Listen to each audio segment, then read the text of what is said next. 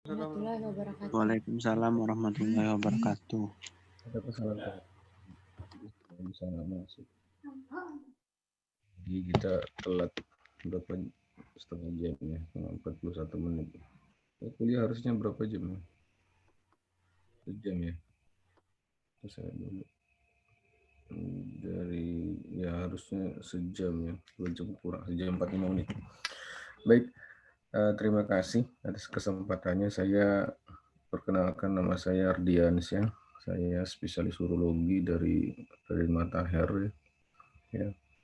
Hari ini saya diberi kepercayaan membawakan kuliah tentang trauma di traktus urinarius. Bisa lihat screen saya?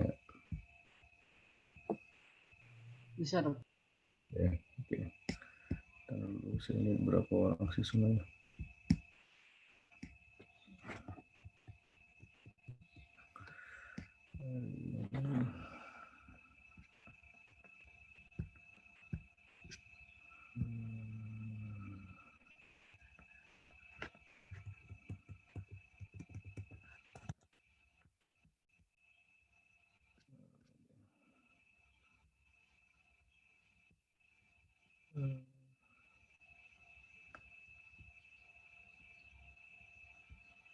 Seratus 158 ya partisipan ya. Baik, genitali urin trauma itu pertama kita ngomong genitali urinari dulu. Genitali urinari itu traktus urinarius, saluran berkemih ya. Mulai dari ginjal, ureter, kandung kemih atau buli-buli atau bladder, ada yang bilang begitu. Atau bahasa Belanda ada yang bilang blas. Dan kemaluan, genitalia, uretra, tepatnya uretra ya. Tapi kalau pada laki-laki, urologi dia ilmu yang mencakup mempelajari saluran berkemih pada laki-laki dan perempuan dan genitalia pada perempuan lelaki saja. Sedangkan untuk pada perempuan dipelajari oleh dokter kandungan biasanya.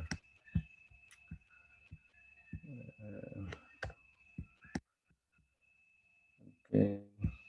Pertama kita bahas mengenai trauma pada traktus urinarius bagian atas, ya, trauma pada ginjal. Nah, ginjal itu berada di rongga flank, ya, di rongga flank, kemudian termasuk biasanya bagian yang jarang terkena trauma. Diperkirakan hanya sekitar 1% ya, dari trauma rongga abdomen. Katanya 3-10% dari trauma pasien bisa terkena. Tapi dari semua traktus urinarius, ya ginjal termasuk trauma yang paling sering terkena. Biasanya dari riwayat traumanya bisa karena adanya trauma tumpul maupun trauma tajam. Trauma tumpul itu contohnya misalnya orang naik sepeda motor, kemudian terjatuh, bagian pinggang atau flanknya itu ya, kita sebut flank itu membentur stang motor misalnya, atau membentur aspal. Atau mungkin pada saat dia jatuh, kemudian bagian pinggangnya ketusuk oleh ranting pohon misalnya. Tapi itu kita kategorikan dengan trauma penetrating, trauma tusuk. Nah, biasanya muncul gejalanya itu yang pertama ya dibawa ke rumah sakit. Ada biasanya yang pernah nanti mungkin dari ortopedi biasanya akan diajarkan. Namanya ATLS biasanya kan. Atau kita lakukan bagaimana airnya, bagaimana bis segala macamnya. Nah, sesudah itu nanti baru kita lihat di air breathing circulation, disability dan exposure. Nanti di exposure baru kita nilai. Di exposure nanti kelihatan ada jejas misalnya di daerah flanknya. Jejasnya itu macam-macam. Bisa kalau dia rupa tumpul bisa karena eskoriasi, itu bisa karena hematom. Nah, kalau di luka tusuk biasanya kita temukan nanti gejalanya ada trauma, misalnya luka masuk, bekas-bekas tusuknya gitu. Nanti dinilai seberapa jauh dia. Nah, tadi saya sudah singgung tadi masalah pemeriksaan fisik.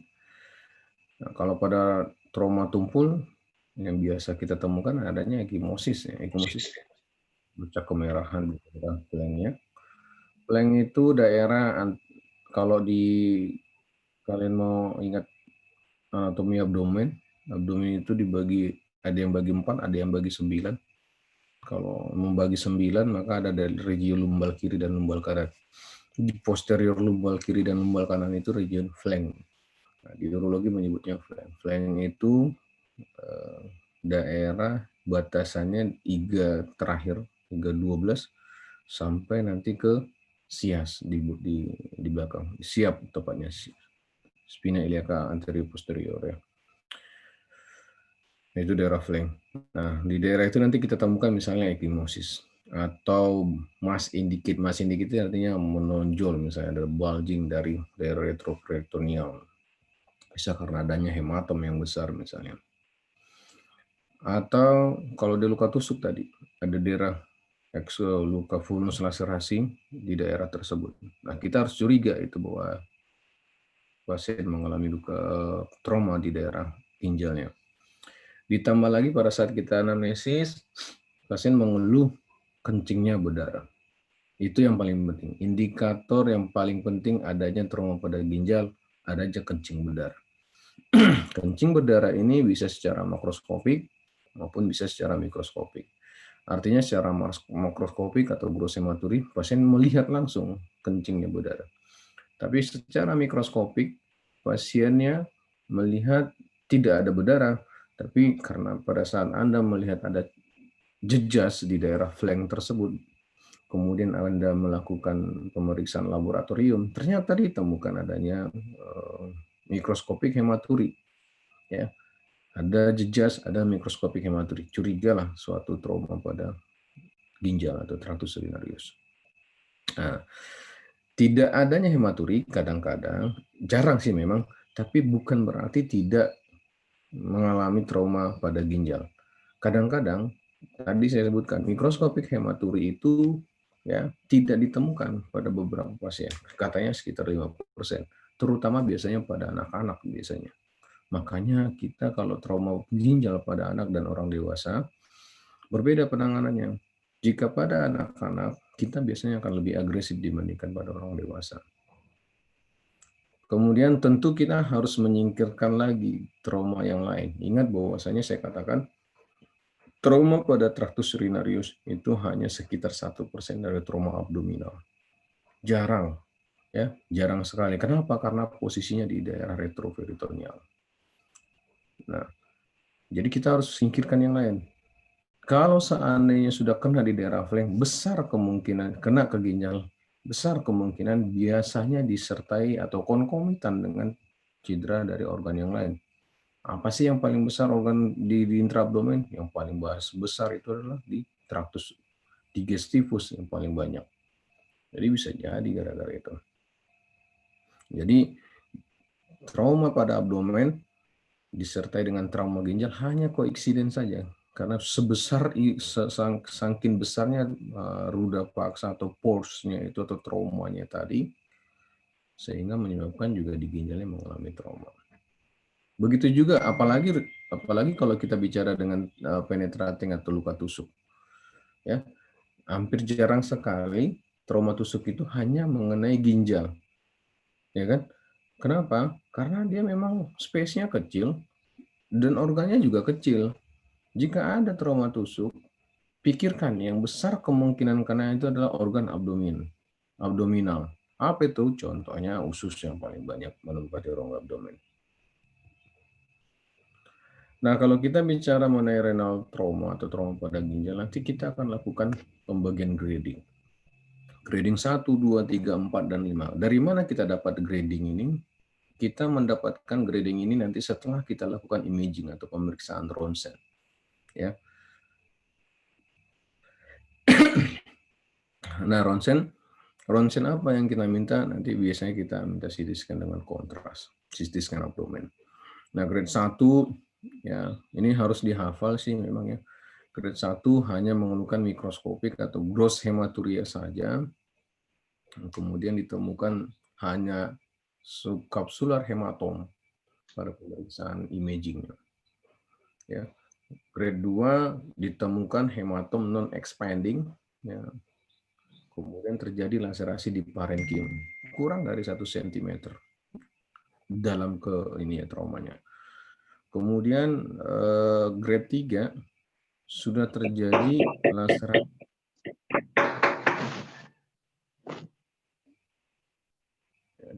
laserasi di parenkim lebih dari 1 cm.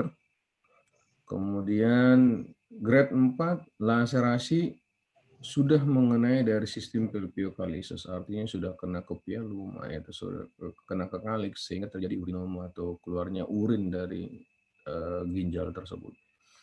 Sedangkan grade 5 itu sudah pecah ginjalnya, istilahnya shatter kidney.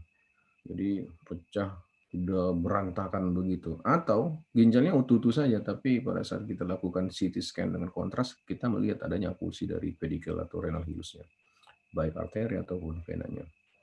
Nah, buat apa sih dilakukan grading? Grading dilakukan hanya untuk menentukan treatment dan prognosis pada pasien tersebut. Nah, tugas Anda harus menghafal ini. Karena kalau tidak dihafal, nggak bakal ingat. Kecuali kalau sering ketemu pasien trauma. Setelah itu kita lakukan laboratorium. Ya. Untuk pemeriksaan laboratorium yang paling penting, satu, kita harus pastikan ada seberapa banyak perdarahan yang terjadi. Nanti akan kita nilai hemoglobinnya berapa. Kemudian tidak kalah pentingnya lagi kita harus menentukan kekentalan darahnya ya, viskositas darahnya.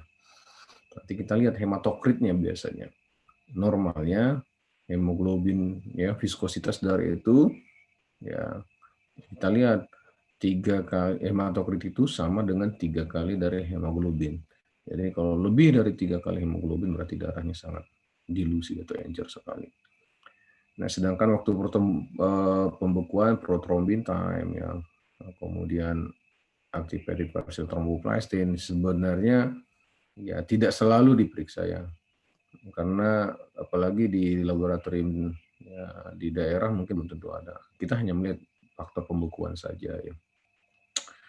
Selain pemeriksaan darah rutin, yang paling penting kita tentukan adalah kita harus melakukan evaluasi dari fungsi ginjalnya. Apa yang bisa kita periksa? Kita lakukan pemeriksaan urium kreatinin atau serum kreatinin. Ya.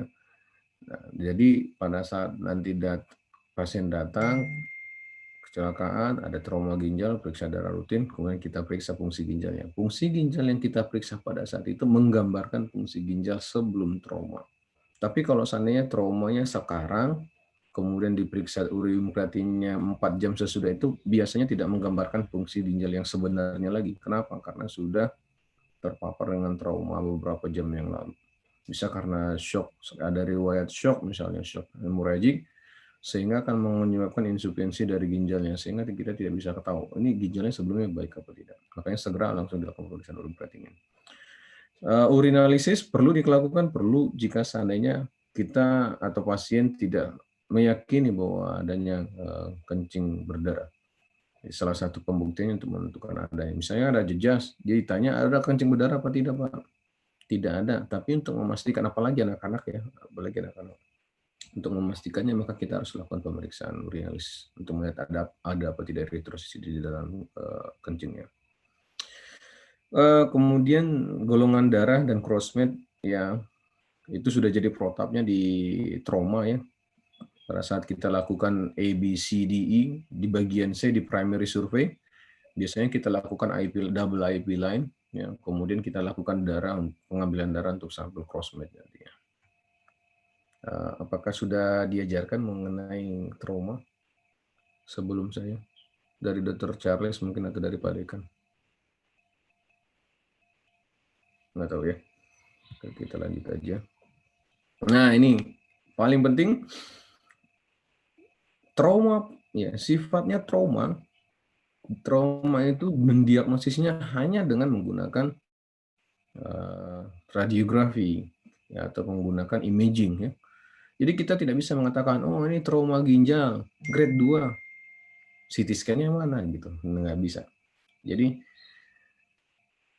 satu-satunya mendiagnosis pasti adanya trauma apa dia, ya menggunakan imaging. Pada trauma ginjal, ya pada trauma ginjal, imaging yang paling penting dipakai atau gold standard, ya gold standardnya dilakukan pada pemeriksaan renal trauma menggunakan CT scan dengan kontras, CT scan abdomen dengan kontras. Misalnya kalau misalnya ada soal misalnya standar pemeriksaan trauma ginjal adalah imaging standar yang diperlukan dalam menentukan diagnosis dari trauma ginjal adalah misalnya ada IVP, ada CT scan dengan kontras, ada one-shot IVP istilahnya, kemudian ada foto BNO, ya jawabannya adalah menggunakan CT scan abdomen dengan kontras. Itu gold standarnya. Karena kenapa begitu? Menggunakan CT scan dengan kontras, selain melihat trauma ginjal, kita bisa melihat anatomi dari struktur di dekat ginjal yang berdekatan.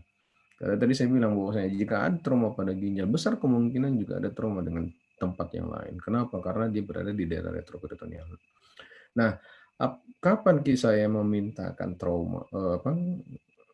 meminta pemeriksaan CT scan atau radiographic assessment pada pasien yang kita curigai trauma pada ginjal? Jawabannya satu, jika kita menemukan adanya trauma penetrating atau luka tusuk di daerah flank atau di daerah abdomen dengan atau tanpa, ya, dengan atau tanpa hematuria, ya, regardless itu tanpa memperdulikan derajat hematurinya. Artinya orang kena tusuk di abdomen, jangan segan-segan mintakan CT scan. Dok, tapi tidak ada CT scan di puskesmas. Untuk itu Anda harus segera mengirimnya ke rumah sakit yang ada kesediaannya. Tapi di Jambi cuma ada CT scan di beberapa rumah sakit aja. Biarkan dokter bedahnya saja atau urolognya saja yang menentukan apa yang akan mereka lakukan. Ya, satu tadi ingat, penetrating trauma atau trauma tusuk tanpa melihat derajat hematurinya. Artinya gini, dia kena tusuk tapi nggak ada hematuri, nggak usah tunggu apa-apa, langsung aja minta CT scan. Yang kedua, pada orang dewasa, trauma tumpul disertai dengan cross hematuri. Ya. Kalau pada anak-anak, trauma tumpul di daerah abdomen disertai dengan mikroskopik hematuri, boleh dilakukan CT scan, indikasi. Tapi kalau orang dewasa, mikroskopik hematuri saya nggak perlu dilakukan CT scan. Atau riwayat dengan terjadinya penurunan hemodinamik, misalnya dia kena ada jas di daerah flank disertai dengan mikroskopik hematuri, tapi setelah ditanya di daerah tempat dia perujukan sempat mengalami shock, ya, tensinya katanya sempat terjadi 90 mm per air raksa. Pada saat itu dilakukan resusitasi cairan, sekarang sudah stabil, baru dikirim ke Jambi misalnya. Pada saat itu berarti kita mintakan CT scan. Atau pasien yang mengalami deselerasi injury. Deselerasi injury itu pasien yang terjatuh. Misalnya saya naik sepeda motor, kemudian tiba-tiba berhenti kencang gitu ya, kemudian tiba-tiba merem tiba-tiba sehingga aku mengalami deselerasi yang tiba-tiba, cerat gitu. Itu namanya deselerasi. Atau seseorang terjatuh, kemudian sebelum dia membentur ini, jatuh paling dasar dia membentur misalnya apa? Membentur pohon misalnya atau ranting pohon, itu deselerasi. Ya. Nah tadi, atau dia misalnya ada orang jejas di abdomen, hematuri, ya, curiga juga dengan cedera pada spleen atau cedera dengan abdomen atau liver, kita mintakan juga CT scan. Atau indikasi yang terakhir tadi saya sudah singgung, anak-anak yang pediatrik yang mengalami jejas di abdomen atau di daerah flanknya, ya kan? Kemudian dengan derajat hematuri apapun, pada kondisi kayak begitu ya kita harus lakukan pemeriksaan CT scan. Sebentar, saya harus ngecas, lupa.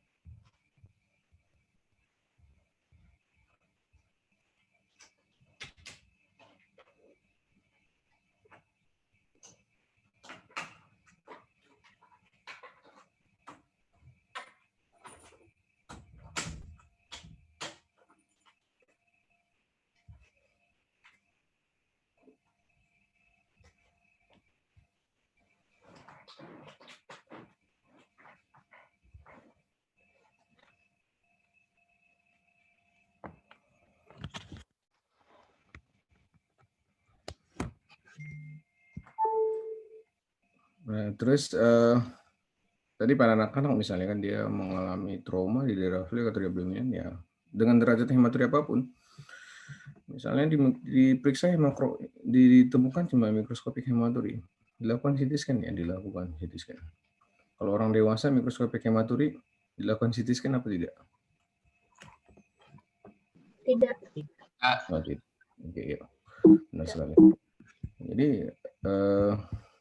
berikutnya, nah, selain CT scan, ya pada kondisi-kondisi tertentu bisa kita lakukan imaging bisa. Ya, tadi saya bilang gold standardnya the best method of staging dari of renal trauma itu yang menggunakan CT scan. Tapi selain itu bisa ada beberapa imaging yang bisa dipakai. Contohnya yang paling sederhana ultrasound ya atau USG.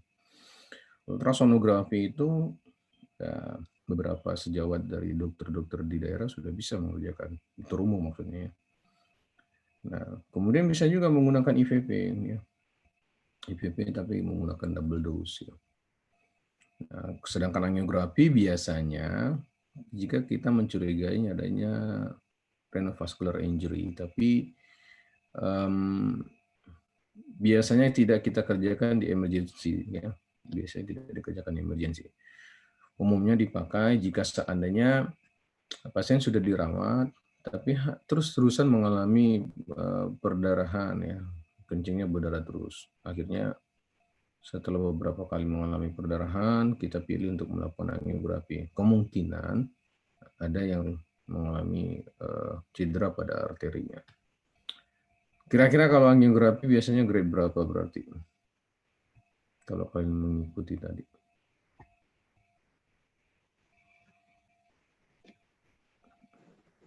Nggak tahu ya. Oke, kita lanjut aja. Nah, ini foto real pasien saya yang trauma ya. Di ginjalnya kebelah begitu. Kalau kira-kira begini nih, kebelah dari CT scan-nya seperti ini nih. Nih, ya kan? Kemudian kira-kira kalau saya buat kuis, ini grade-nya stadium derajat berapa? Grade traumanya. Gambarnya begini. Kenapa begini, Mbak? 5 karena pecah. Nah, jawaban pertama pecah. Kemudian yang kedua dari CT scan apa yang terlihat? Masih belum pernah baca. Jadi kalau lihat CT scan, coba Anda lihat gambar CT scan. Ini yang di marker saya, ini ginjal di sebelah kiri. Ginjal yang marker yang kedua, ini ginjal yang sebelah kanan. Apa beda ginjal yang kiri dengan ginjal yang kanan?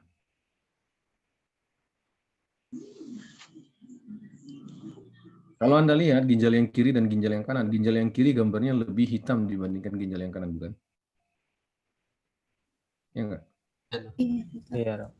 Nah, ginjal yang kanan Ya. Ini kan CT scan dengan kontras. Ginjal yang kanan kita berikan bahan kontras. Bahan kontras itu dimasukin melalui intravena. Melalui intravena, kemudian dia akan masuk ke vena cava, dari vena cava akan masuk nanti ke arterium, bla bla bla, sampai ke jantung dipompakan, baru masuk ke arteri ya. Nah, ketika dia masuk ke arteri yang sebelah kanan, bahan kontras akan kelihatan seperti ini putih. Sedangkan ginjal yang kiri, ya, dia tidak ada pecah sama sekali gambar ginjalnya, tapi bahan kontrasnya tidak masuk ke dalam ginjal yang kiri. Artinya ginjal, arteri ginjalnya putus berarti. Nah, pada kondisi begini, ini mandatory kita harus lakukan segera eksplorasi. Kalau bisa angiografi sito untuk menentukan di segmen mana arteri yang putus. Misalnya ini ginjal potongan aksial kira-kira di daerah di daerah superior.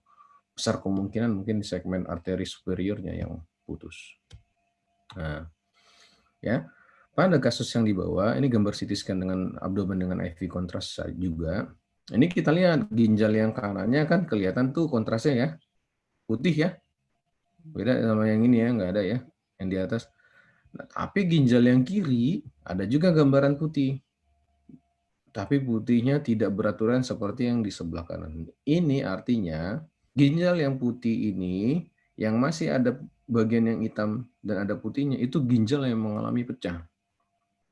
Gambaran ginjal yang pecah. Sedangkan yang putih di bawah itu, ya itu namanya urinoma atau ekstravasasi kencing, ya kan, yang keluar, yang berisi kontras berada di daerah retroperitoneum. Tuh. Nah, apakah setiap trauma di ginjal harus dioperasi? Oh tidak, ya. Ada absolute indikasinya. Absolute indication procedure itu ada. Tidak semuanya. Jadi kalau orang tabrak plak gitu, operasi? Enggak. Kapan sih harus dioperasi? Jika seandainya ada gejala-gejala perdarahan yang persisten.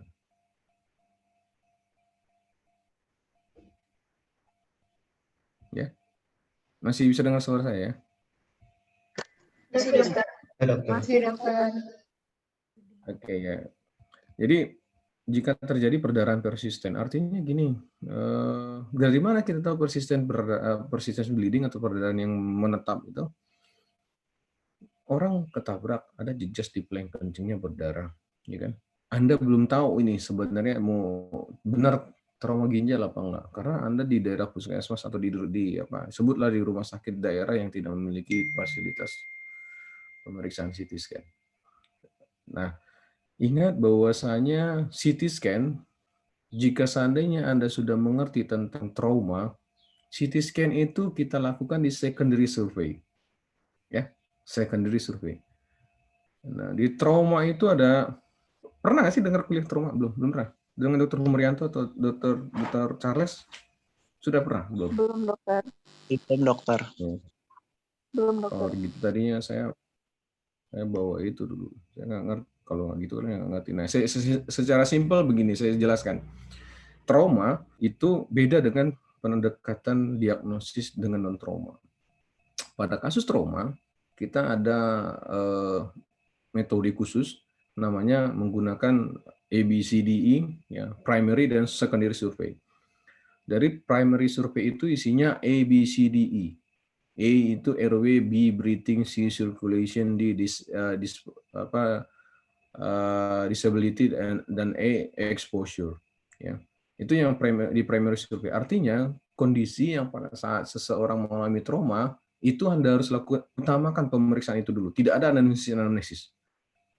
Misalnya orang datang, Chad, kamu jaga malam di suatu rumah sakit atau di klinik gitu. Orang kecelakaan, Chad, gitu datang ke tempat Anda bekerja. Yang Anda lakukan pertama bukan melakukan anamnesis, tapi primary survey. Apa itu primary survey? A, tentukan RW-nya bagus apa enggak. Bagaimana menentukan RW-nya? Dia harus jauh trust. Anda harus menidurkan pasiennya di tempat yang rata, dilakukan jauh trust. Jauh trust, chin lift. Nah, nanti bagaimana kita tahu dia RW-nya paten atau baik apa enggak? Jika Anda bertanya, Pak, dia jawab ya Bu, berarti dia RW-nya bagus. Artinya masih bagus jalan nafasnya. Tapi pada saat datang ke tempat Anda digotong oleh orang beramai-ramai dan keluar menyemprotkan air liur atau bahkan darah, berarti airway-nya bermasalah. Itu yang Anda harus kerjakan dulu. Bagaimana Anda yang harus Anda lakukan itu lakukan jaw thrust dan chin lift. Kemudian jika ada darah, darahnya dibersihkan atau disuction. Nggak ada muntahan, muntahnya juga disuction. Kemudian itu airway. Kemudian B, breathing. Jika dia sesak, hitung apa yang dikerjakan di breathing. Di breathing tentukan berapa frekuensi nafasnya. Ya kan? Lihat gerakan nafasnya simetris apa tidak. Jika dia pada saat menghitung nafasnya dia ditemukan sesak, harus dievaluasi. Oh ternyata di breathing dada paru-paru toraksnya sebelah kanan tertinggal dibandingkan yang kiri. Kemudian Anda auskultasi, dia biasanya kan inspeksi, palpasi, perkusi, auskultasi kalau yang non trauma. Tapi kalau pada trauma inspeksi, auskultasi, palpasi dan perkusi. Kita inspeksi ada jejas di torak ya, kemudian paru-parunya ketinggalan yang di daerah trauma tadi ya, kita auskultasi, oh suara nafasnya hilang. Dipalpasi primitusnya menghilang, diperkusi redup. Peka, berarti kemungkinan ada darah di dalam rongga parunya. Maka pada saat itu Anda harus bisa mengerjakan apa yang dikerjakan untuk membebaskan jalur nafas yang pemasangan WSD. Biasanya kita pasang needle saja, ditarik gitu apa yang keluar darah atau darah.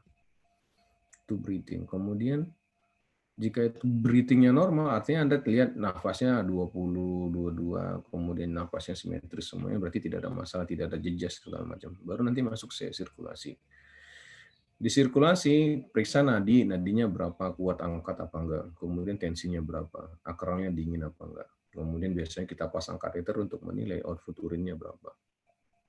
Sekaligus untuk melihat apa kencingnya berdarah. Nah, pada saat Anda melakukan sirkulasi tadi, pemeriksaan di primary survey di C, Anda pasang kateter keluar darah. Kemudian diperiksa tensinya 90 per pulse, ya, 90 per pulse, dan nadinya ternyata 130, artinya takikardi. Ada takikardi, kemudian ada tensinya drop, MAP-nya rendah dari 60, kemudian urin output-nya cuma sekitar 20 cc, ya. Kemudian akralnya dingin berarti pasien mengalami shock berarti. Yang Anda kerjakan apa pada saat itu? Pasang IV line 2 line, kemudian siapkan untuk crossmed dan transfusi.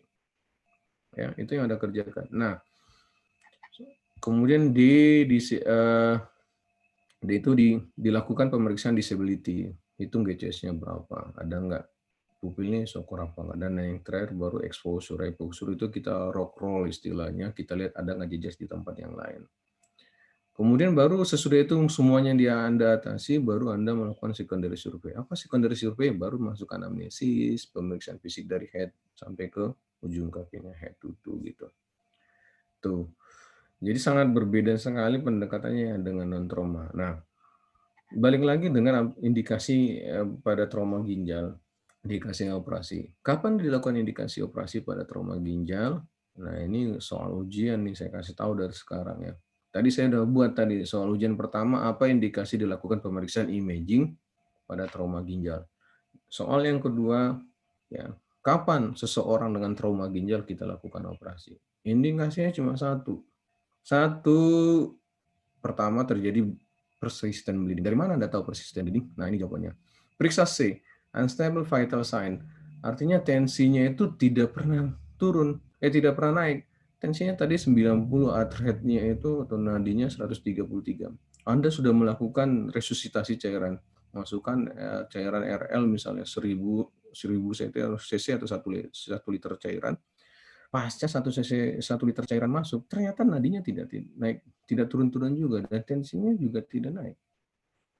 Kemudian Anda mintakan darah yang sudah datang dibawakan oleh keluarga pasien, dimasukin darah. Darahnya juga tidak masuk, darah 500 cc atau 250 cc, ternyata juga tidak menyebabkan tensinya naik. Ya, tapi bukan berarti bukan gara-gara Anda nggak bisa ukur tensi ya. Emang benar-benar nggak naik gitu ya. Nah, itu beda lagi ceritanya. Nah, pada kondisi yang unstable vital sign begini, maka ini mandatory dokter bedahnya itu kalau ada, dokter urolognya kalau ada, kalau tidak ada, dokter bedahnya harus segera melakukan namanya resusitasi, surgery resusitasi. Dilakukan operasi untuk melakukan resusitasi. Apa yang dikerjakan? Biasanya saya akan melakukan laparotomi eksplorasi. Nanti akan kita lihat di mana yang pecah. Jika seandainya fasilitasnya kayak di kita, di Raden Matahir, maka kan tidak sempat dilakukan CT scan. Maka akan saya lakukan namanya one shoot IPP. One shoot IPP itu untuk membuktikan ginjalnya pecah apa tidak. Nah, pada kondisi begini, biasanya saya, dokter bedah digestif, akan join operasi jadinya. Artinya, dokter bedah digestif akan melihat, ada nggak trauma dari solid intraabdomennya yang bermasalah. Atau ya dari solid dari ginjal yang bermasalah. Ingat bahwasanya yang menyebabkan perdarahan banyak ya, biasanya dari solid organ. Solid organ itu apa? Bisa dari liver, bisa dari hepar, bisa dari pankreas. Kalau dari ginjal, ya kalau dari traktus urinaris ya dari ginjal saja gitu. Jadi tidak akan ada orang yang shock gara-gara perdarahan, gara-gara ususnya pecah gitu atau perforasi, tidak akan ada. Pasti dari solid organ. Oke. Indikasi absolut yang kedua, sudah dilakukan resusitasi, stabil pasiennya.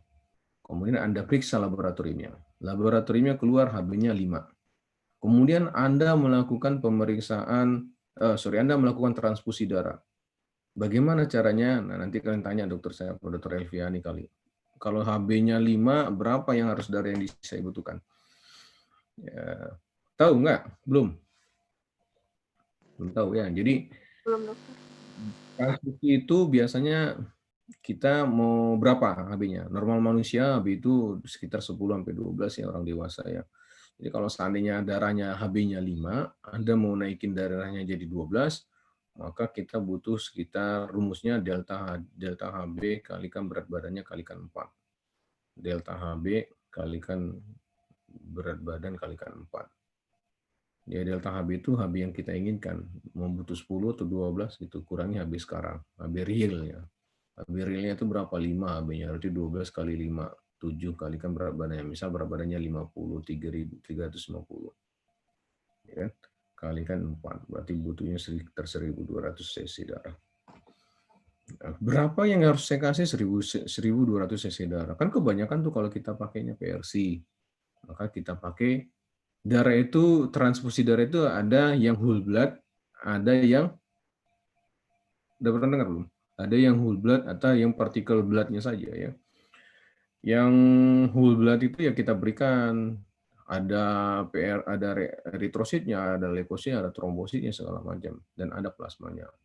Pada pasien trauma yang paling penting itu kita berikan whole blood. Ya. Kalau tidak ada whole blood, ya kasihkan PRC boleh. Ya. Cuma bedanya antara PRC dengan whole blood itu dia perbandingannya 1:4, artinya 1 whole blood itu sama dengan 4 PRC. Jadi kalau kalian butuhnya 1.200, maka kalian banyak 1.200 PRC yang bisa kalian berikan. Tapi kalau whole blood cukup 250 cc mungkin sudah 4 kali dari udah 1.000, hampir 1.000 dengan PRC gitu. Atau yang ketiga, ditemukan expanding flank mass. Jadi ada hematom di daerah pinggangnya atau di daerah flank yang mengalami expanding. Expanding itu semakin meluas. Awalnya hematomnya 5 cm diameternya kalian ukur. Ternyata setengah jam berikutnya sudah hampir seluruh di daerah flanknya yang mengalami hematom. Artinya terjadi perdarahan yang aktif sekali di daerah flank. Nah, pada kondisi begitu ya kita harus segera melakukan operasi. Ya. Dengan atau tanpa CT scan. Nah, sedangkan yang relatif indikasi atau indikasi relatif untuk operasi pada trauma ginjal, biasanya setelah pasien hemodinamiknya stabil. Ya kan? Hemodinamik stabil, sudah di ruangan, baru kita lakukan. Setelah kita lakukan pemeriksaan imaging, ditemukan ternyata tadi grade 4. Urinary ekstravasasi. Biasanya juga urinary ekstravasasi kalau saya pribadi jarang melakukan operasi ya. Kecuali kalau dia mengalami sepsis, baru saya kerjakan untuk melakukan drainase urin atau urinoma. Nah, yang paling ini ya tadi saya bilang di foto yang tadi ada renovascular injury, misalnya arterinya yang mengalami apulsi. Ya, mau nggak mau kita harus lakukan open untuk melakukan perbaikan dari arterinya. Non-viable tissue biasanya akibat ekstravasasi atau sedangkan incomplete staging hampir jarang. Incomplete staging itu misalnya awalnya kita masuk ke ruangan. Sering sih sebenarnya kalau di Jambi ya, karena tidak semuanya rumah sakit memiliki CT scan. Dikirim ke kita, hemodinamik stabil, tidak ada masalah apa-apa. Ternyata setelah di CT scan, shattered kidney, mau nggak mau harus dioperasi. Apalagi dengan abses karena adanya urinoma, ekstravasasi urin ke dalam retroperitoneal. Ya, jadi ini diingat ya, kemungkinan keluar ujian. Oke, kalau ada pertanyaan dicatat aja ya, atau dikirim ke chat kali ya. Boleh, atau nanti boleh langsung bertanya aja. Kita lanjut aja mengenai bladder trauma. Karena masih banyak bladder dan uretral trauma. Bladder, ya, bladder itu bahasa awamnya kandung kemih, ya, kandung kencing. Bahasa Belandanya itu blas. Jadi jangan sampai bingung. Blas itu sama dengan bladder, sama dengan kandung kemih pada bahasa Indonesia. Nah, jika kita hitung semuanya pada trauma tractus urinarius, bladder injury termasuk yang kedua yang terbanyak, ya. Dan biasanya disertai dengan trauma pada daerah pelvik. Contoh, orang ketabrak, trauma pelvik, hati-hati. Jika Anda menemukan ada jejas di daerah pelvik, ya, kemudian Anda ronsen memang ada fraktur di daerah pelviknya, hati-hati, sebaiknya jangan terlalu overconfidence pada saat pemasangan kateter.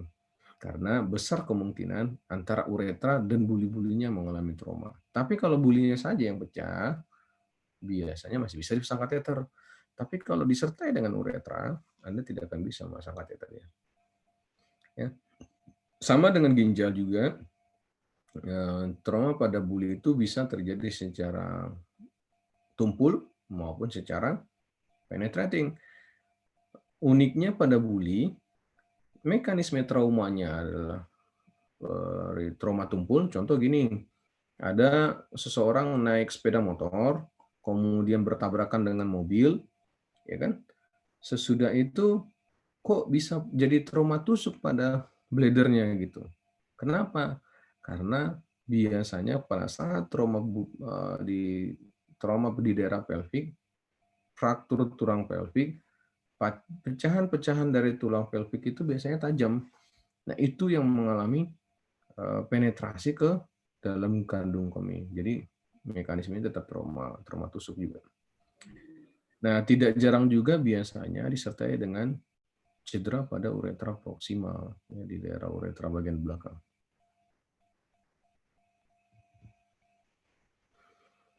Nah, klasifikasinya yang paling penting adalah sebenarnya ada gradingnya, tapi grading tidak terlalu penting, ya, karena pada prinsipnya grading pada trauma buli hanya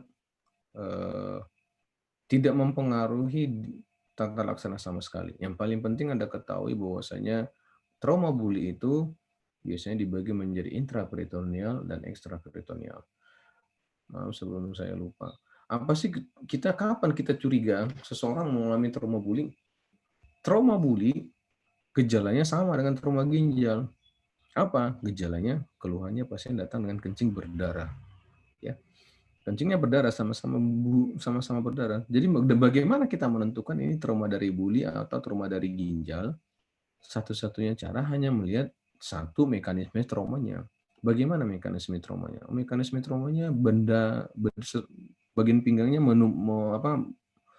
menghantam tepi aspal misalnya. Kemudian yang satunya lagi naik sepeda motor, kemaluannya kebentur dari stang sepeda motor. Tentu besar kemungkinan yang kita pikirkan pertama kali adalah ini trauma dari buli-buli dan uretra. Setelah itu kita lakukan pemeriksaan fisik. Dari pemeriksaan fisik penting sekali. Diinspeksi ternyata jejasnya terutama di daerah suprasimfisis atau di daerah tulang-tulang pubis ini atau di bawah umbilikus. Ya, kemungkinannya cedera hematurinya berasal dari cedera buli bukan gara-gara ginjalnya. Tapi belum tentu juga tidak ya. Tapi kalau seandainya kita sudah melakukan pemeriksaan CT scan. Nah, ekstraperitoneal dan intraperitoneal apa bedanya? Ya, kalau ekstraperitoneal biasanya pasien hanya mengeluhkan kencingnya saja berdarah, tidak ada keluhan yang lain. Kemudian dokter di sana hanya melakukan pemasangan kateter, kemudian pasang kateter 1-2 hari biasanya kateternya akan jernih, ya. Tapi kalau intraperitoneal, nah ini yang jadi masalah utama. Jika intraperitoneal, maka urin itu akan masuk ke dalam rongga intraperitoneal. Ya. Pada prinsipnya urin itu adalah benda atau bahan yang bersifat steril. Tapi kalau Anda melakukan manuver, maka suatu saat nanti urin yang di dalam yang masuk ke intraperitoneal akan menimbulkan reaksi inflamasi sehingga akan menjadi gejala peritonitis jadinya. Tapi peritonitis karena urin biasanya membutuhkan waktu yang lebih lama dibandingkan peritonitis karena disebabkan oleh bowel content. Biasanya sampai berhari-hari, kadang sampai seminggu baru muncul peritonitis karena ruptur urin tersebut, ruptur dari buli-buli tersebut. Nah, setiap pasien yang mengalami pelvic fractures, ya, hampir 10% itu disertai dengan bladder injury. Dan lebih dari 80% pasien dengan bladder injury memiliki pelvic fracture juga. Jadi itu yang sesuatu hal yang bisa dipisahkan. Makanya Anda harus hati-hati pada saat Anda jaga di ruang emergency. Nah, gross hematuri pada trauma, ya, itu akan menentukan nanti pemeriksaan imaging yang dibutuhkan, baik di upper and lower urinary tract. Makanya biar lebih menghemat, lihat aja gejalanya. Jika gejalanya sign atau jejasnya di mana. Ya, jika jejasnya berada di bawah, mungkin kita tidak perlu melakukan imaging di bagian upper lower tract-nya. Upper tract misalnya. Nah, untuk mendiagnosa pasti adanya bladder injury, yang bisa kita kerjakan adalah dengan pemeriksaan sistogram. Ya. Sistogram itu masukin bahan kontras sama kayak tadi, kemudian kita lihat bulinya utuh apa tidak. Tapi yang paling bagus, ya, kita bisa melakukan CT sistogram sama kayak tadi dengan CT abdomen dengan kontras disertai dengan sistogram. Kenapa? Biasanya bisa kita lakukan langsung menentukan ini darahnya kencingnya dari upper tract atau dari lower urinary tract. Ya. Biasanya kita masukin bahan kontras setidak-tidaknya 300 cc ke dalam bulinya.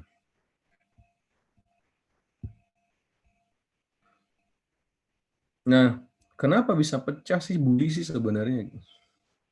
Buli itu pecah gara-gara bulinya terlalu penuh. Sehingga pada saat ditekan, pecah. Pecahnya di daerah dom biasanya. Kayak kalau kalian mau naik motor biar nggak mengalami intraperitoneal rupture, biasa kan kencing dulu. Jadi kalau kecelakaan ya nggak intraperitoneal gitu loh. Nah, kalau intraperitoneal pasti saya operasi belah jadinya, di open jadinya.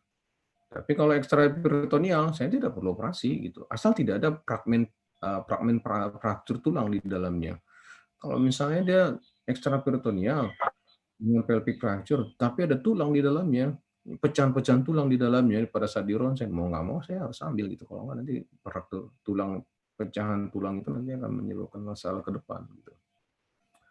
Ya. Nah ini kan saya harus sebutkan tadi, kalau ekstraperitoneal kebanyakan pada umumnya, most extraperitoneal bladder injury bisa diobati dengan hanya menggunakan kateter saja. Ya. Namun memang beberapa pasien memerlukan tindakan operasi. Karena apa? Jika seandainya tadi salah satunya ada fragmen tulang di dalamnya. Atau yang robek itu bladder neck-nya. Kalau bladder neck yang robek, nah biasanya urolognya yang menangis jadinya. Karena sangat sulit menjahit bladder neck.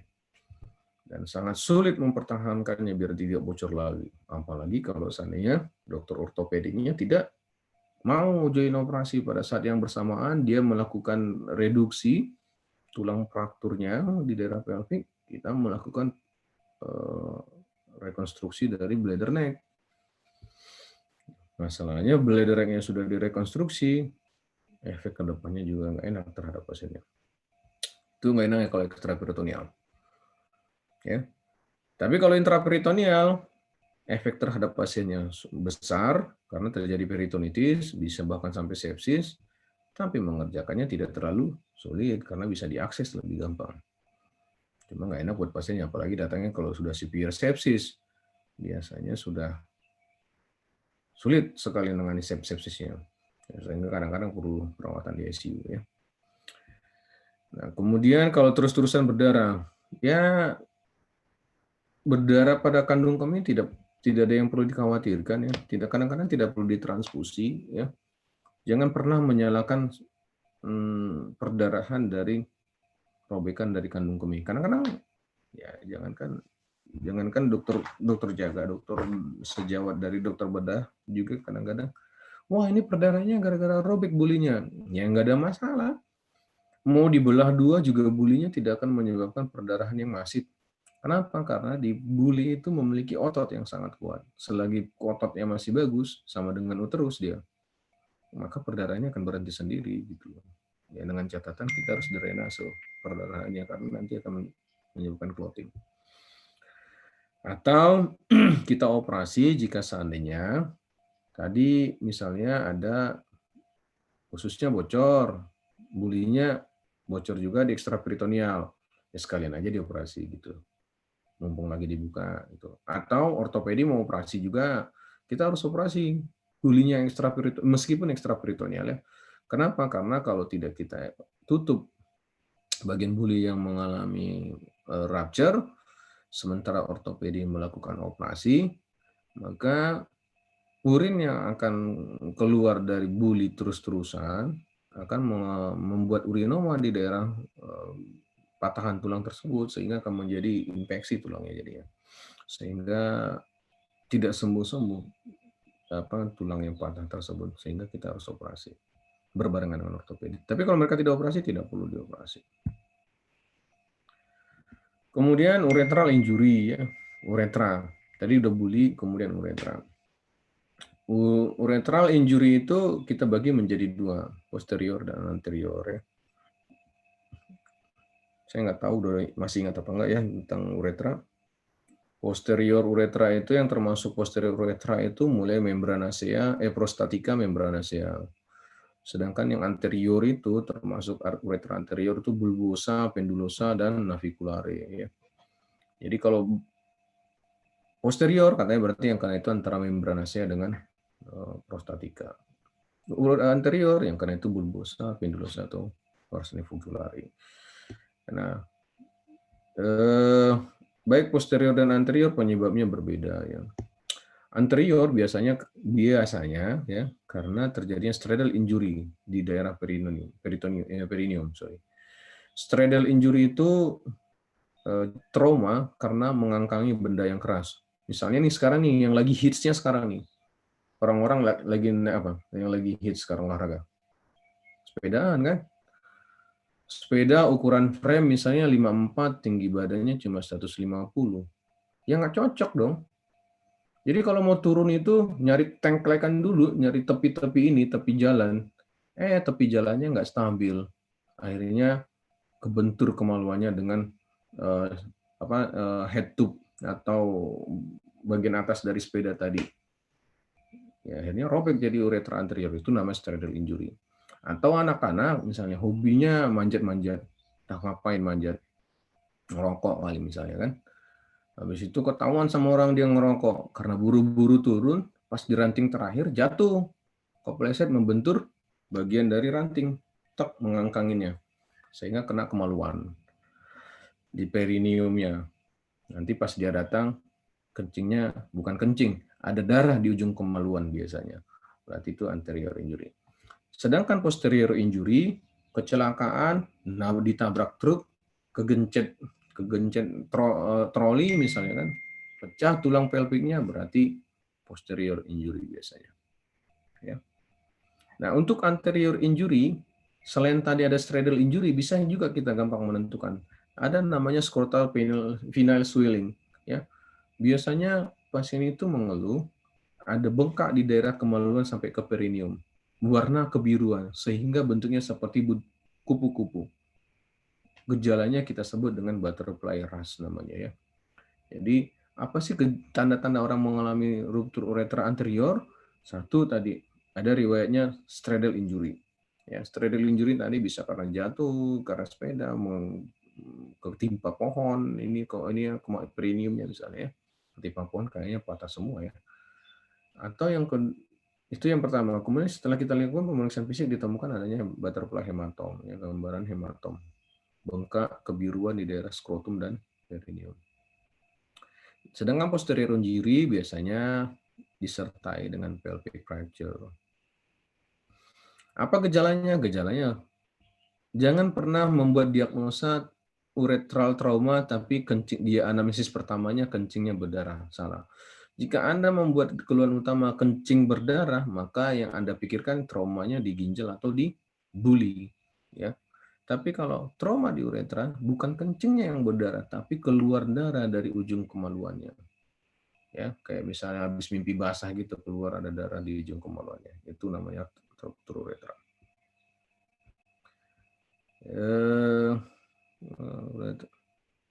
Nah, untuk diagnosa pastinya harus dilakukan uretrografi ya.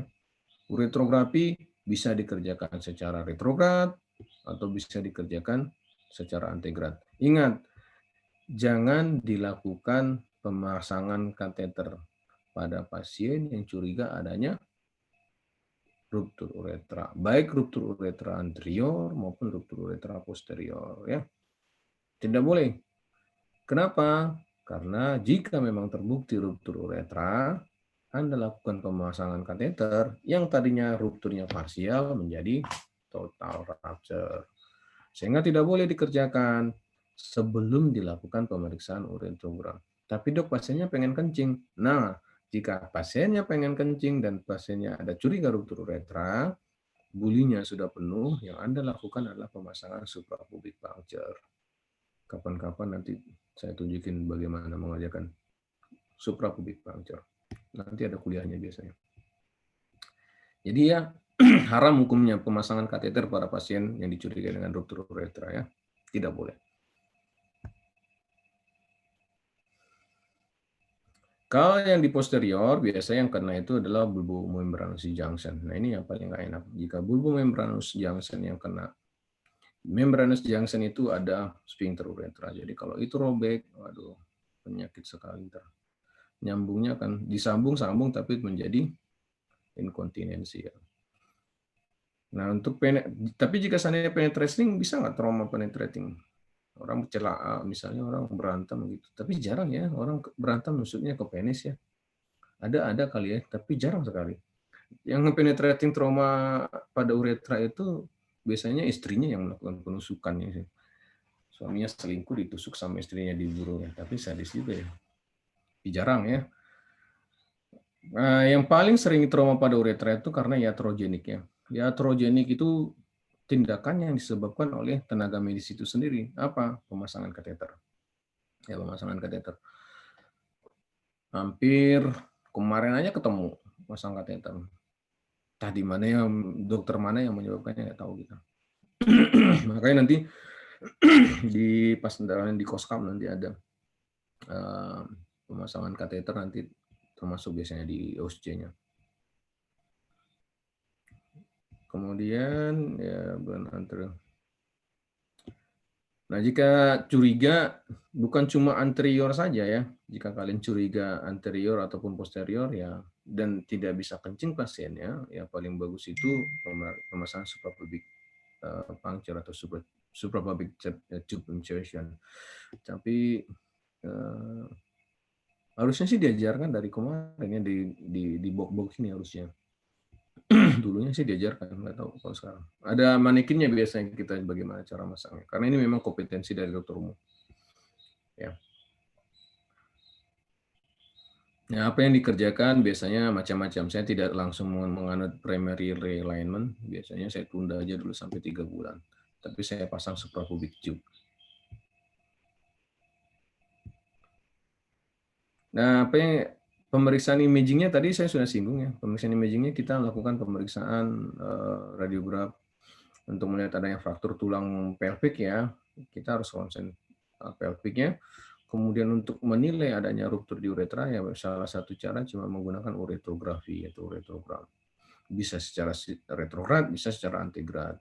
Kalau secara retrograd, pasang kateter masukin kontrasnya. Kalau retro antegrad, pasien sudah terpasang suprapubic tube, tinggal masukin bahan kontras nanti kita lihat. kemana dia ekstravasasi kencingnya. CT scan ya biasanya jika curiga adanya pelvic fracture, ya. Jika tidak ada curiga ya kita tidak lakukan CT scan.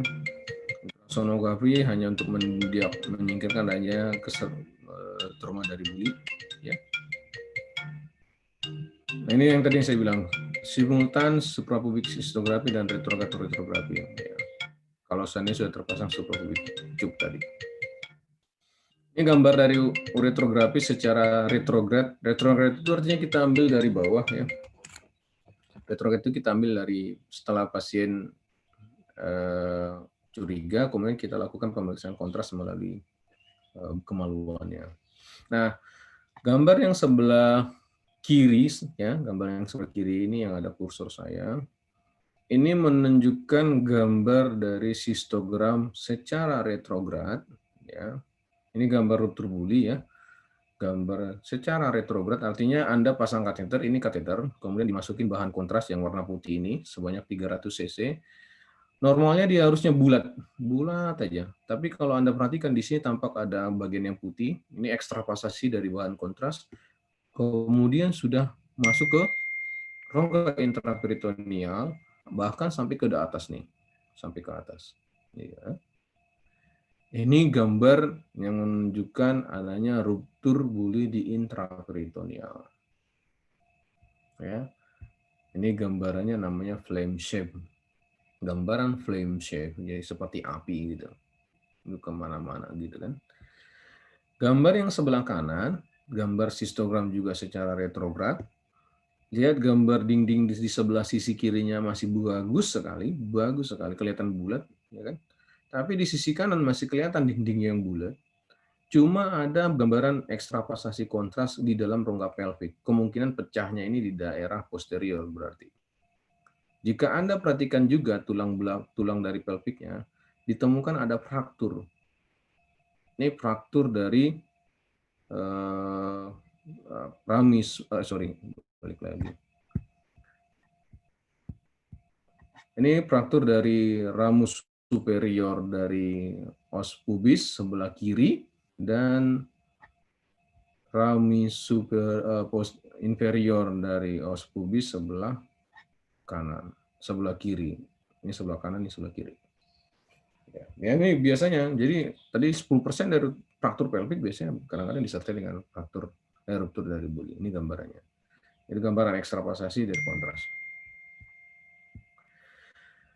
Nah, apa yang harus dikerjakan ya manajemennya? Ini intraperitoneal rupture, pilihannya satu-satunya adalah dilakukan operasi.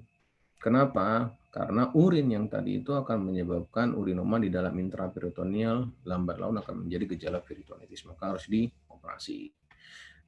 Biasanya yang pecah itu di daerah dom, setelah kita jahit, pasang kateter 10 hari, 10 hari kalau tidak ada masalah cabut kateter. Kalau perlu diulang, lakukan sistogram untuk menilai sudah nyatu apa enggak buli yang sudah kita jahit tadi. Kalau sudah nyatu, baru kita cabut kateternya. Tapi jika ekstraperitoneal rupture, ya, gambarnya tadi, maka tidak perlu dilakukan pembedahan. Yang dilakukan hanya pertahankan kateter, paling cepat seminggu, paling lama 10-14 hari. Dengan pemberian adekuat drainase itu artinya gini, kalau seandainya dewasa dan bisa dipasang kateter nomor 24, ukuran 24 frank, lebih baik, karena drainasenya akan lebih besar jadinya. Kemudian disertai pemberian antibiotik yang broad spectrum. Kenapa? Karena sudah terjadi urinoma. Kita kejar biar tidak terjadi infeksi. Kemudian 10 hari kita lakukan, dia akan resolve sendiri, ya, tidak perlu tindakan apa-apa. Kita ulang lakukan sistogram. Jika tidak ada ekstravasasi lagi, cabut kateternya.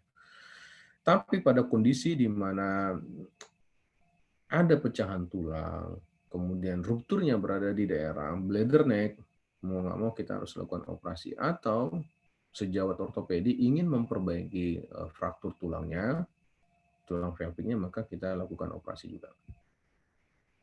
Sedangkan penetrating, mandatory kita harus lakukan operasi, karena kita tidak tahu tracknya kemana. Ya. biasanya kita lakukan indigo karmin injeksi atau kontras juga bisa untuk melihat di mana putus ujung atasnya di mana. Jadi harus dilakukan eksplorasi.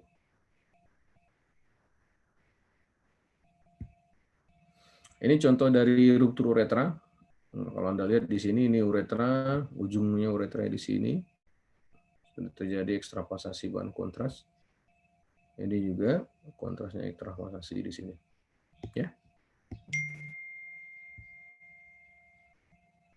Nah, untuk uretral injury, manajemennya bagaimana? Ya, tergantung di anterior dan posterior. Tapi pada prinsipnya kita harus lakukan diversi dari urinnya. Jadi kalau seandainya di anterior atau posterior. Kalau seandainya dia bisa dipasang kateter, setelah kita uretrografi ditemukan hanya parsial saja di anterior, kemudian dokter urolognya mampu, yakin bisa masang kateter, pasanglah kateter. Tapi kalau tidak mampu, maka cukup dilakukan pemasangan sistostomy tube aja, ya, di diversi. Nanti 3 bulan evaluasi ulang untuk melihat bagaimana perkembangan dari ruptur uretranya.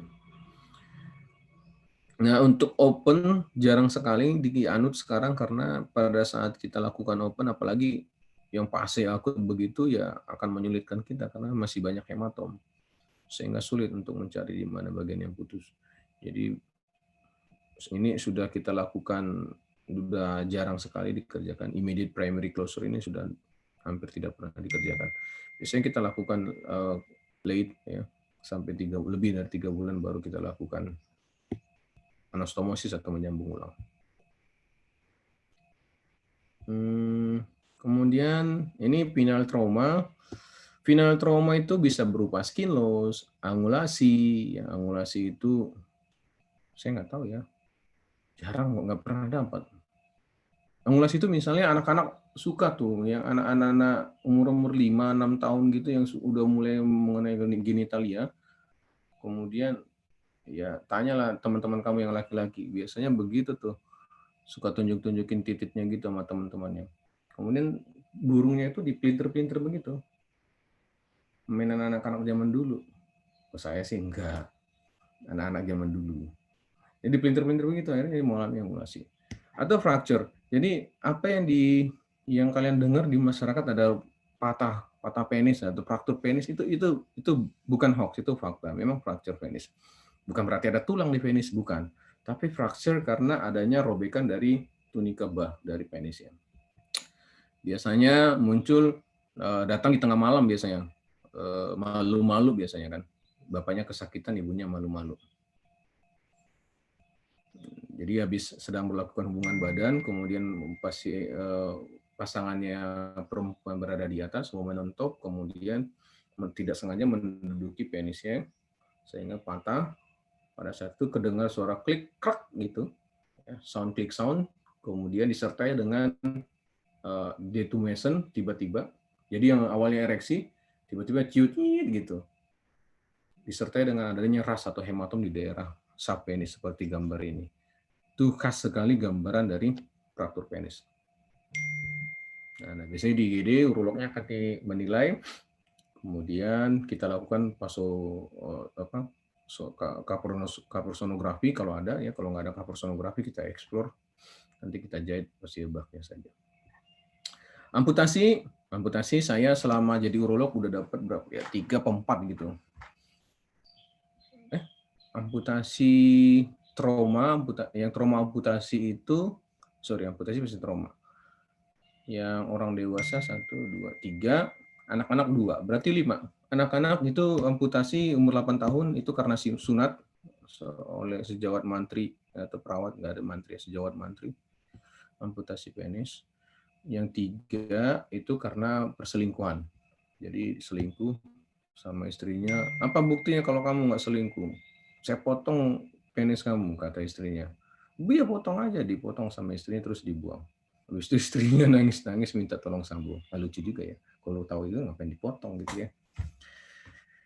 Saya berhasil sambung penis itu ada 2.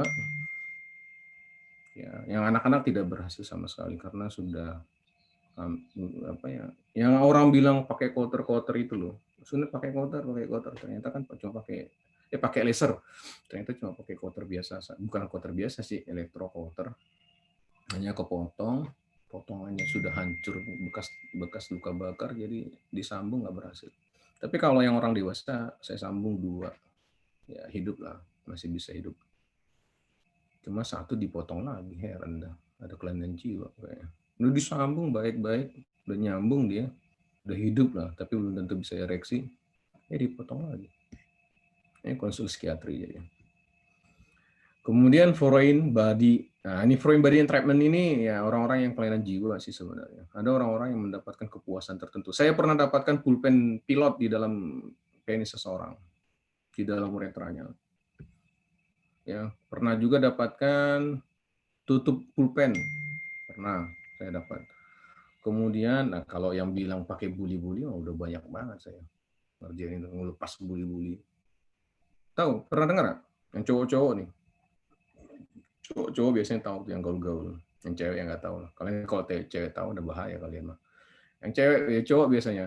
Saya pasangin tuh kayak manik-manik zikir-zikir begitu loh di kemaluannya. Akhirnya lama-lama jadi infeksi. Tujuan apa nggak tahu saya. Atau suntik silikon misalnya, suntik silikon. Katanya silikon, tapi beberapa bulan berikutnya memang awal-awal disuntik jadi besar gitu penisnya.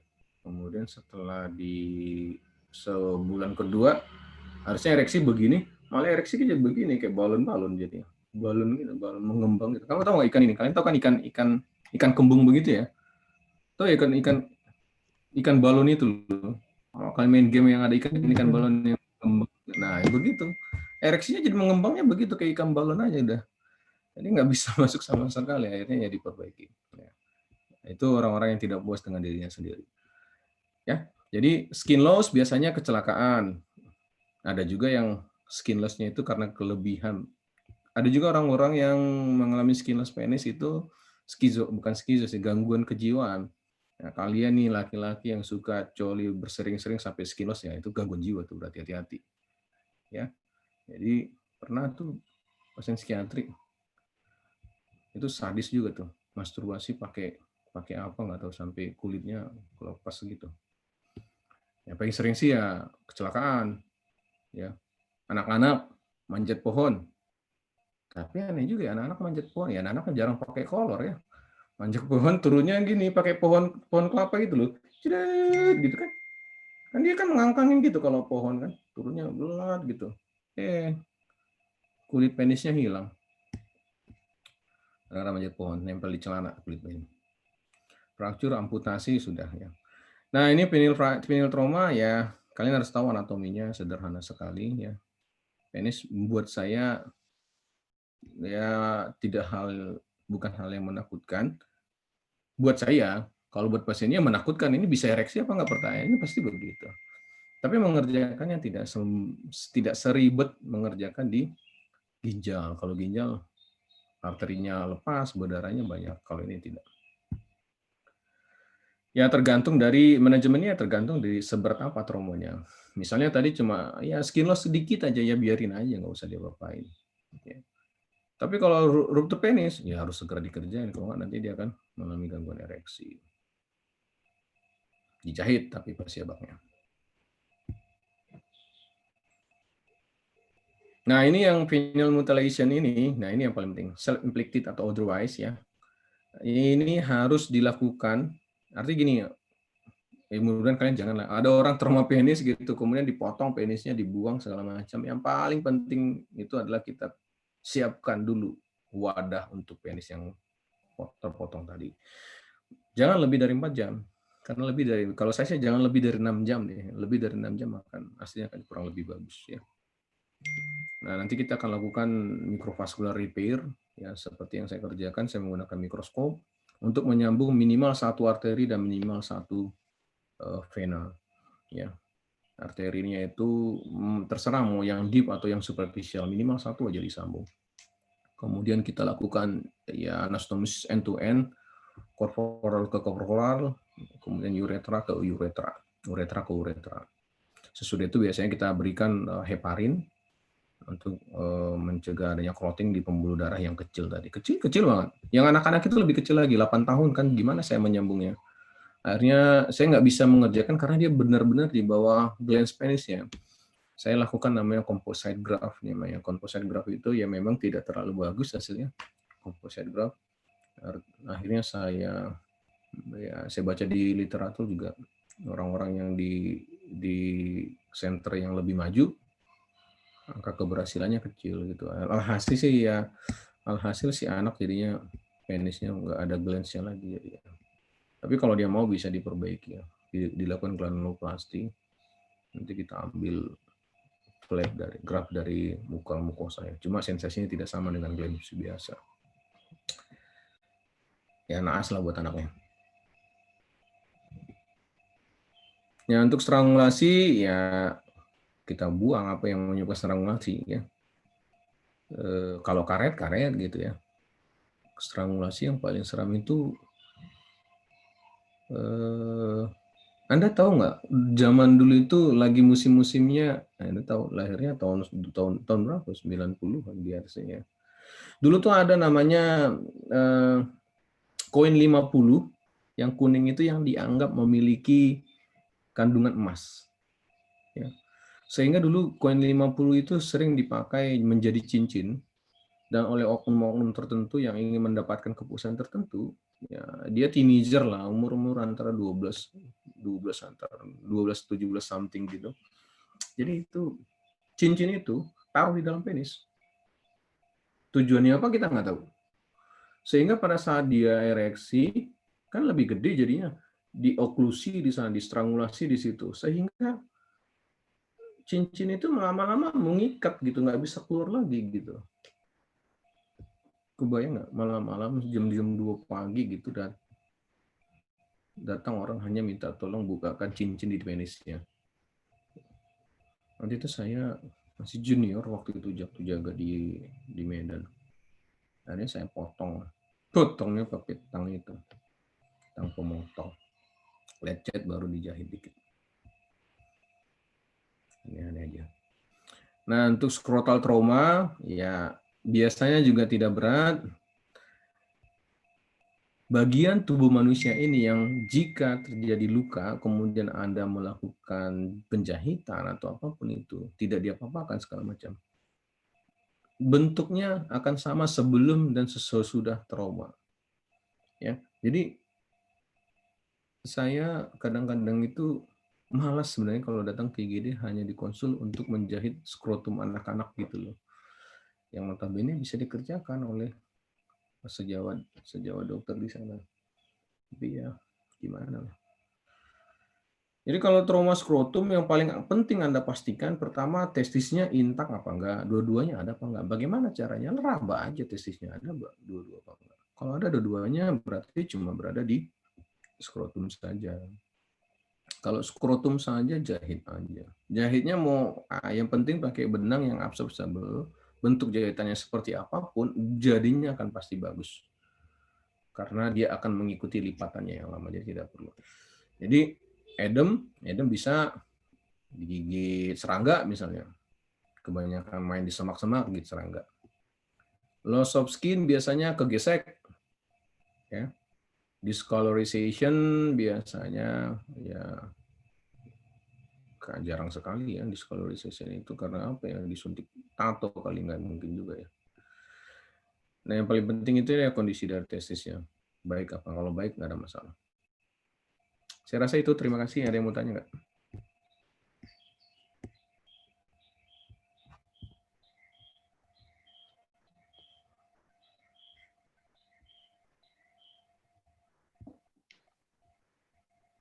Dokter, izin bertanya.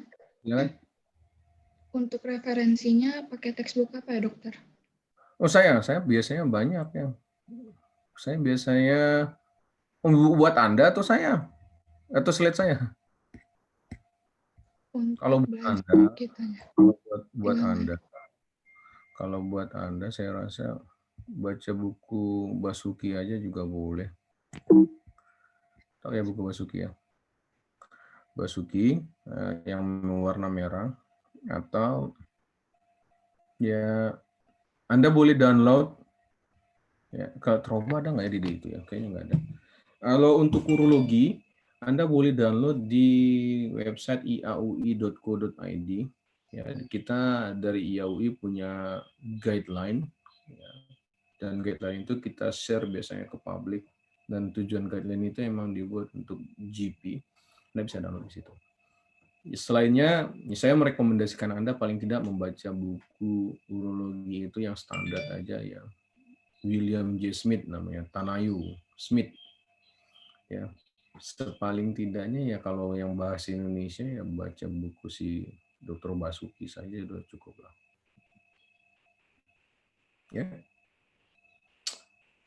Oke, ada lagi yang mau tanya? Baik, terima kasih dokter.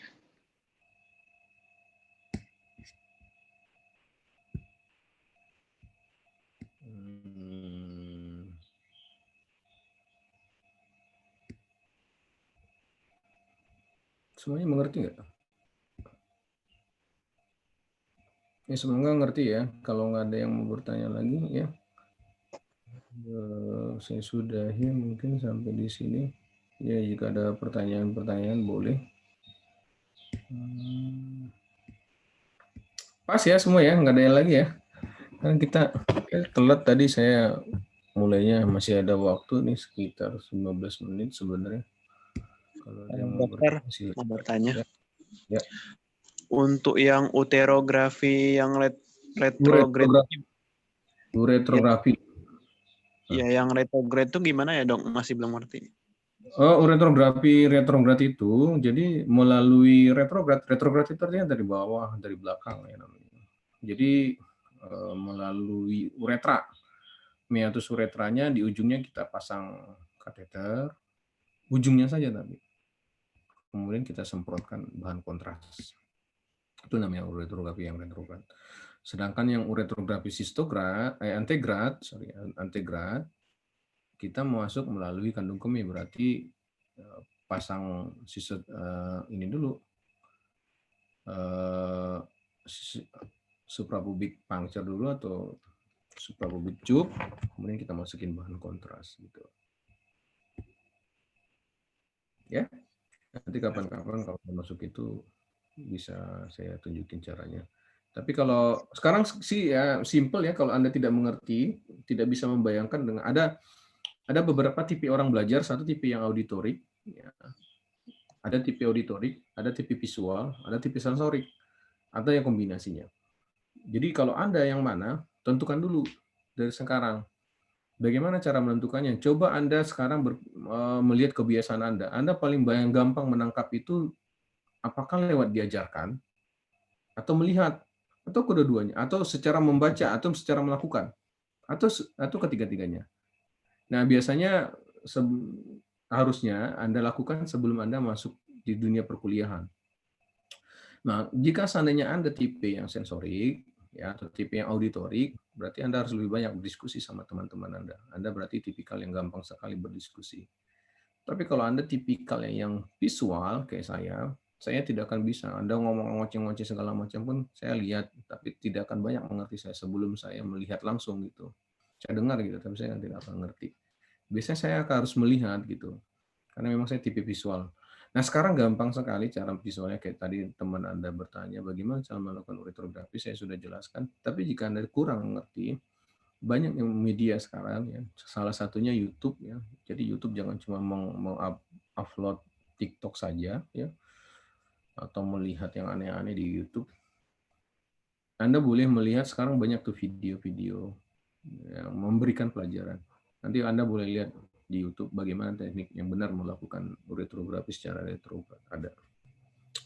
Yang levelnya orang Indonesia aja juga banyak. Anda boleh lihat uretrografi retrograd urologi Malang gitu, pasti ada videonya.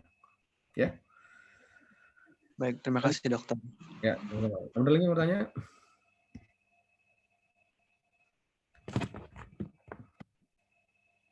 Jika tidak ada, berarti saya masih ada kuliah lagi minggu depan ya, 16 Oktober ya. 16 Oktober dan 19 Oktober. Oke. Jika tidak ada, nanti saya ini share aja nanti slide saya. Nanti boleh ketuanya email saya aja. Nanti saya kirim ke email. Atau WA gede kali ya di WA ya. Mungkin di email nanti saya emailkan ya. Oke. Pas, nggak ada lagi yang bertanya. Ketuanya siapa ketuanya? Nanti WA saya aja ya. Nanti saya kirim ke Anda.